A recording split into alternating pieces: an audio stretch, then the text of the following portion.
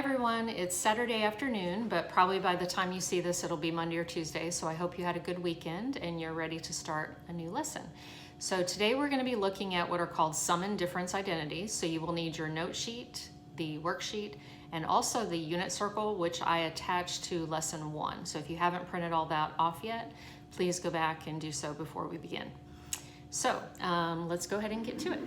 So we did fundamental trig identities before we left school. So now we're going to look at some other identities called sum and difference identities. So they are used whenever you are trying to add or subtract two angles and then take the sine, cosine, or tangent of those angles. So we're going to need to think of the unit circle and the angles that we've studied over the course of this year. So of course we begin with 0, and if I'm going in the positive direction, you would have pi over 6, pi over 4, pi over 3, pi over 2, 2 pi over 3, 3 pi over 4, 5 pi over 6, and pi. So of course, that's half of the unit circle, and those should all be familiar to you. Now today, if you look at the 3 angles we're going to deal with, they all have a denominator of 12. And notice that none of the angles that we've studied have a denominator of 12. So what we want to do is convert each of these to 12ths. So I'm going to do that right now. So 0 would still be 0, like 0 over 12. Pi over 6 would be the same thing as 2 pi over 12. Pi over 4 would be 3 pi over 12. Pi over 3 would be 4 pi over 12. Pi over 2 would be 6 pi over 12. 2 pi over 3 would be 8 pi over 12. 3 pi over 4 would be 9 pi over 12. 5 pi over 6 would be 10 pi over 12. And then pi would be 12 pi over 12. Okay, so we're going to need these angles in all the examples that we do today. So I need you to stop the video now and write these down somewhere on the note sheet. You are going to need this for every example we do and also everything you do in the homework. So please pause and write this somewhere on your sheet. You will need to refer to these each time. Okay, so for number 1, it asks us to give the sine of pi over 12. Now that is not one of the angles on the unit circle that we've studied. So we're going to use a sum or difference identity to get this answer. Now notice it also says to give an exact answer. That means you do not use your calculator. Your calculator would only give you an approximate answer, not an exact answer. So that's why these identities are necessary. So what you want to do is look at all the angles that we rewrote in 12ths and try to find a way to either add or subtract and get 1 pi over 12. So there are a couple of options. For instance, you could subtract 3 pi over 12 and 2 pi over 12, because that would make 1 pi over 12. Or you could do 4 minus 3 is 1/12. You could even come over here and do 8 minus 9, or you could do 10 minus 9. There's lots of possibilities. So you just pick one of the possibilities. So say, for instance, I decide to do these two. 4 pi over 12 minus 3 pi over 12. That would be 1 pi over 12. So it would be the same thing as the sine of, remember, 3 pi over 12 is pi over 4, and 4 pi over 12 is pi over 3. So that would be the sine of pi over 3 minus pi over 4.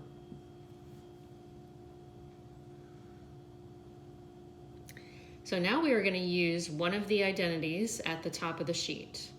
So you want to look for the identity that has sine and also the one that has subtraction. So it's going to look like this, the sine of x minus y, where we're going to use pi over 3 for x and pi over 4 for y. So if you look at the top of your note sheet, you will see that there's an identity that looks like this one, sine of x minus y, and it has sine of x times cosine of y, and then there's a subtraction sign, and then cosine of x times sine of y.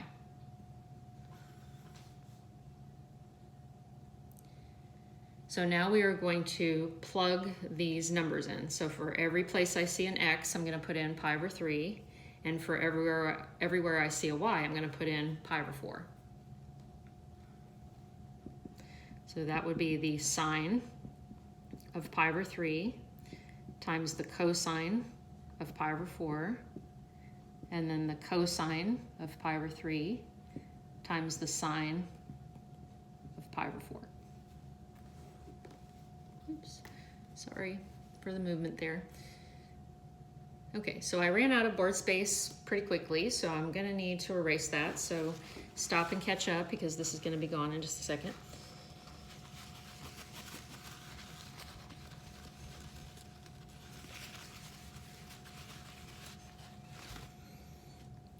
Okay, so before I erase this, I want to use it. So we want to think, what is the sine of pi over 3 on the unit circle? And you will find that that is the square root of 3 over 2. Then the next part is the cosine of pi over 4, so that will be square root of 2 over 2. And then there's a subtraction sign, so then the cosine of pi over 3 is 1/2 multiplied by the sine of pi over 4, so that's square root of 2 over 2. So these came from filling in the values from the unit circle down here. So I'm going to erase this down on the bottom, so catch up if you need to. Okay, so now we are going to see what all of this is equal to. So you have to remember math rules, and especially order of operations. So in order of operations, you would have to multiply here and here before you do the subtraction. So think of these two things will have to be multiplied, these two things will have to be multiplied, and then later we'll subtract them. Okay, so for fractions, the rule is you can multiply straight across. So notice on the first one I've got radicals. In algebra, you learn that with radicals, you can just multiply the numbers inside. So square root of 3 times square root of 2 would be square root of 6. And on the bottom, 2 times 2 is, of course, 4. Same thing over here. If you multiply straight across, you would get square root of 2 over 4. So now we have subtraction. So they have a common denominator, which is good. That's what we need for subtraction. But radicals, you cannot subtract the radicals here because they're not the same number inside. That's a math rule that you learned in algebra. So you would not be able to actually subtract the numerator. You would have to keep them separate from each other. So it would be square root of 6 minus square root of 2, and then keep 4 in the denominator. So your final answer for number 1 would be this here. This is the exact value of sine of pi over 12. So your answer will have a radical in it.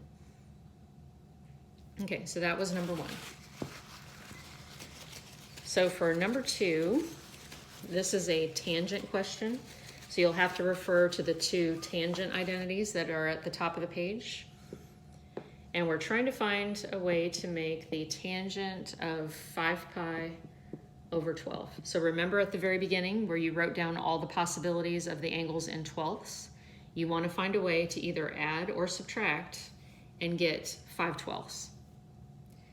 So there may be more than one option, but the one that I see is 2 pi over 12 plus 3 pi over 12.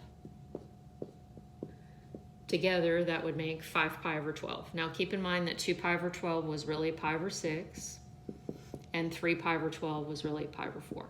So we're going to be using these two numbers and apply the unit circle values. Okay, so at the top of the page, you should see that there's a tangent identity for a tangent of x plus y. So that's the one I'm going to use. So it looks like this on the top of your page. Tangent of x plus tangent of y over 1 minus tangent of x times tangent of y. So I'm going to be filling in pi over 6 for every x and pi over 4 for every y. So let's see how this would look. I'd have the tangent of pi over 6 plus the tangent of pi over 4 And in the denominator, I would have 1 minus the tangent of pi over 6 times the tangent of pi over 4. Okay, now though I'm going to go to the unit circle and apply the values that I see. So I'm going to need to erase this again, so please pause and catch up now, because this is going to be gone in a sec.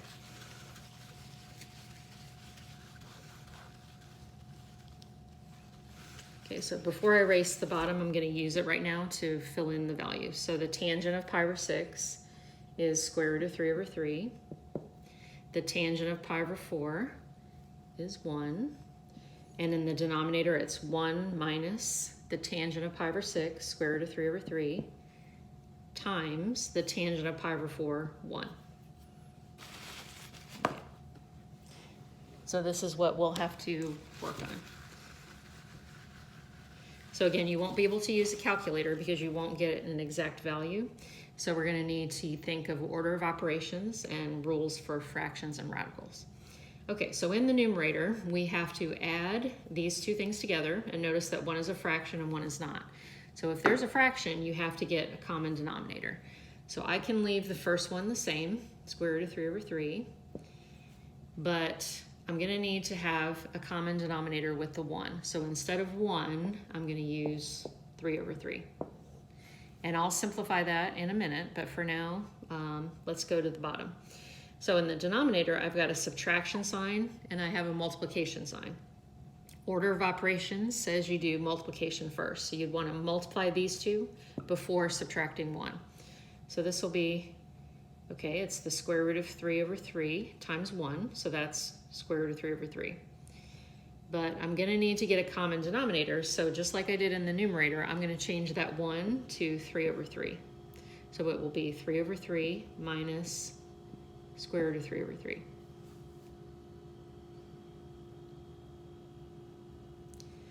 Okay, so now when you have the same denominator, you can combine the numerators. So in the numerator, it would be the square root of 3 plus 3 over 3. And in the denominator, it would be 3 minus the square root of 3 over 3.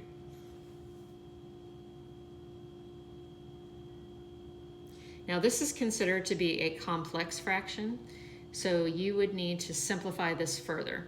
So think of it as a fraction divided by another fraction. When you divide fractions, you've been taught to multiply the first one by the reciprocal of the second one. So that is what I'm going to need to do next. Okay, so I'm going to have to erase again because I'm running out of space. So I'm going to do the first fraction multiplied by the reciprocal of the other one. So the 3 would be in the numerator and 3 minus the square root of 3 in the denominator.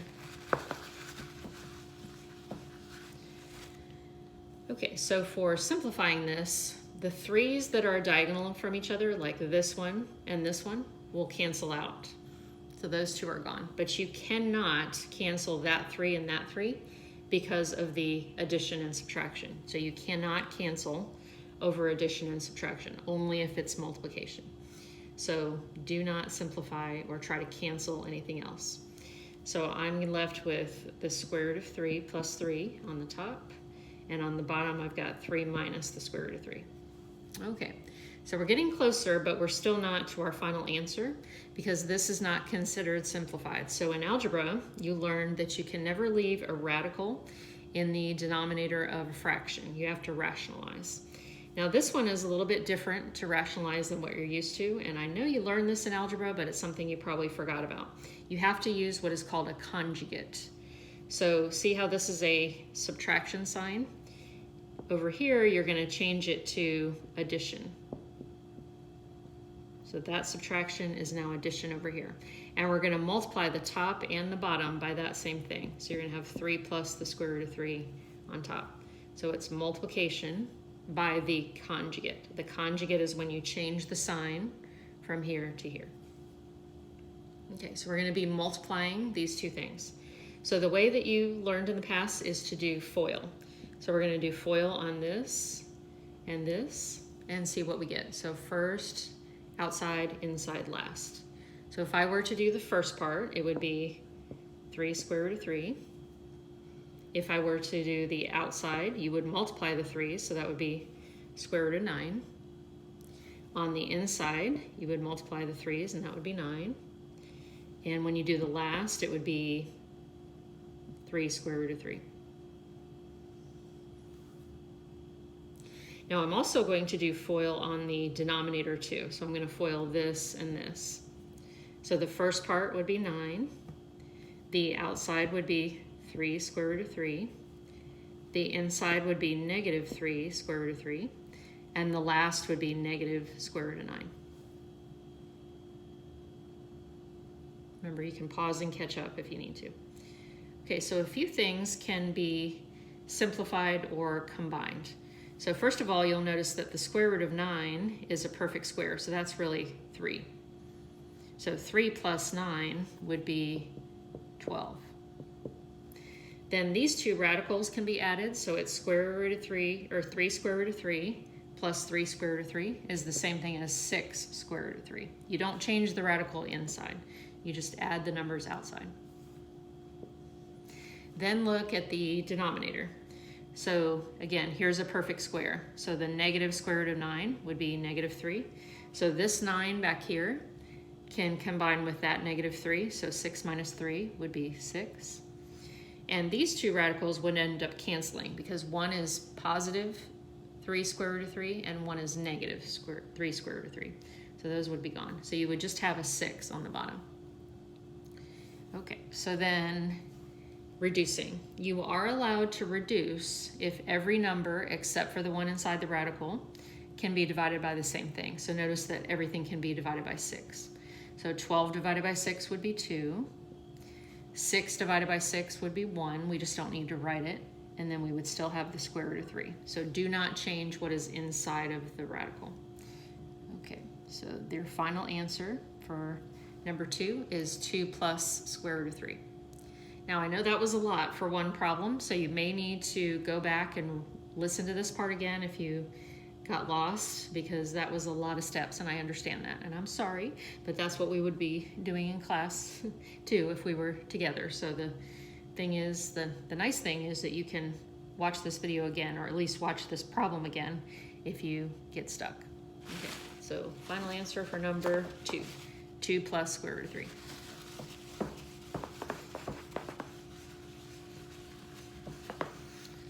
So one more, number 3. So this one, we have to do the cosine of 11 pi over 12.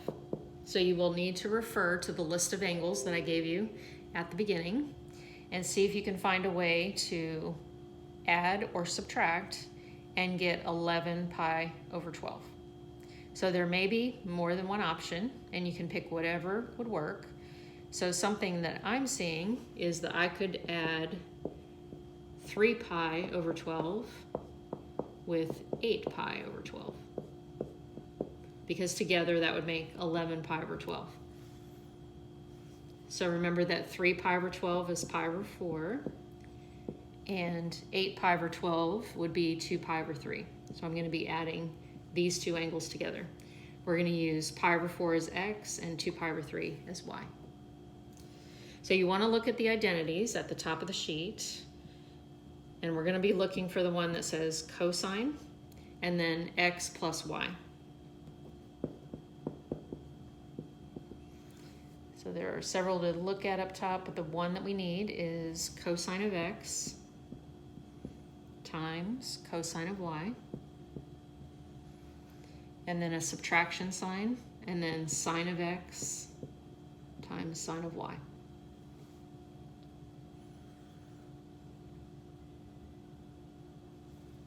And I'm going to fill in these numbers. Wherever I see x, I'm going to put in pi over 4, and wherever I see y will be 2 pi over 3.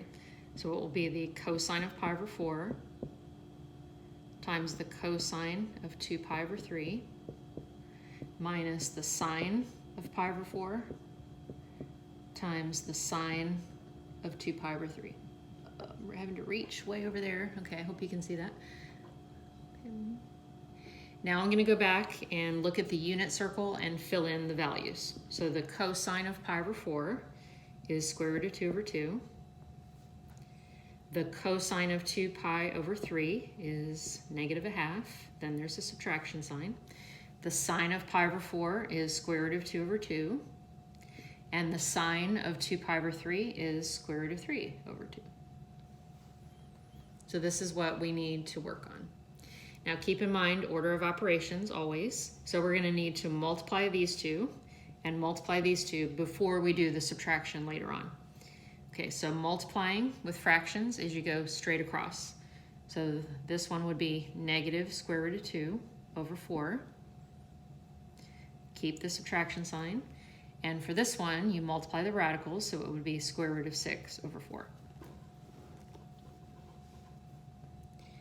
They already have a common denominator, which is good, so we can now subtract.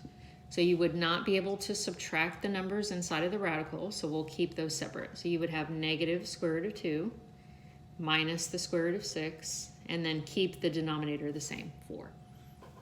So this would be the answer for number 3. Sorry, I cut off that 4 there. That's a 4 on the bottom. All right, so I know that was a lot to digest. So you'll do your assignment, and remember you can always look back at your notes or re-watch the video or contact me for help. But hope y'all are doing okay, and I'll talk to you soon. Take care. Bye.